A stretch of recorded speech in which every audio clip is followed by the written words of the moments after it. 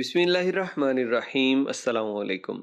जब मज़हब ईमानदार अफराद की बजाय बेईमान लोगों के हाथ में होगा, ऐसे लोग जो मज़हब की सच्ची बातों की बजाय अपनी दुकान चमकाने के लिए झूठ लोगों को बतलाएंगे, या फिर कोई शिद्दत पसंद और जुनूनी किस्म के राजे महाराजे मज़हब की आड़ में अपनी शिद्दत पसंदी करेंगे, तो फिर ऐसा ही होगा जैसा कि भारत के अंदर हो रहा है।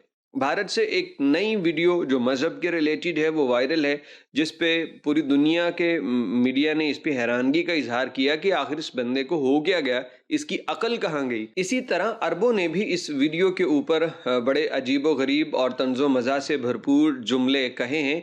आप लोग ये वीडियो देखिए, फिर उसके बाद इस पे मज़ीद बात करेंगे कि आखिर इस बंदे को क्या हुआ है और ये रो क्यों रहा है।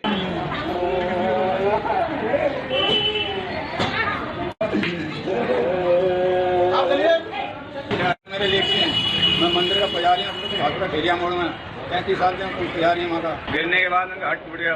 मैं सुबह से सर पटक पटक के नहीं रो रहा हूँ। डिस्ट्रिक्ट खुली है तो मैं दवाई कराऊँ तो प्लस्तर चढ़ा फिर हमारे लोग यहाँ पर पर्चे नहीं बना रहे हैं, मुझे तो हमारे परेशान कर रहे हैं मुझे हमारे लोग।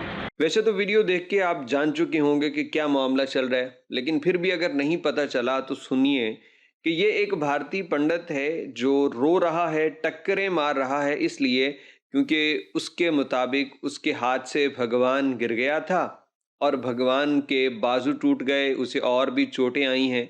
फिर वो इस पत्थर के बने हुए भगवान को अस्पताल लेके जाता है। वहाँ उसने खूब हंगामा किया, डॉक्टरों से कहा कि मेरे भगवान को देखिए, इसकी टांगें बाजू टूट चुके हैं, इसका इलाज कीजिए। अब डॉक्टर भी जानते हैं कि लॉजिकली इसका इलाज होना तो मुमकिन नहीं है, लेकिन चूंकि ये आरएसएस का दौर है, ये भारतीय शिद्दत पसंदी हिंदुओं के राज के अंदर जी रहे हैं, तो फिर उन्होंने डरते हुए इसका इलाज कर दिया और इसको पट्टियां वट्टियां बांध के इस बंदे को वहां से जाने के लिए कहा।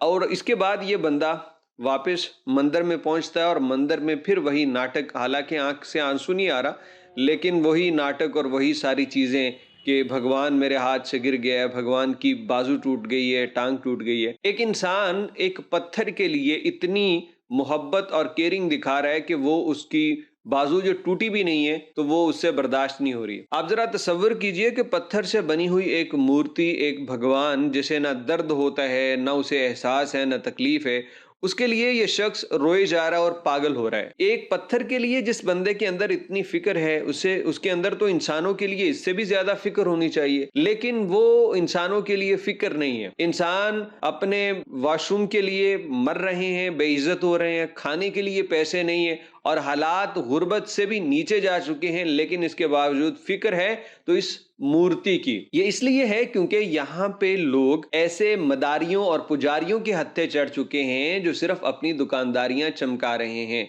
ऐसे लोगों के हाथ में जब मजहब और दीन की बातें होंगी तो वो राइट बताने की बजाय रॉन्ग बताएंगे और उस रॉन्ग से उनकी तिजोरियां भरेंगी।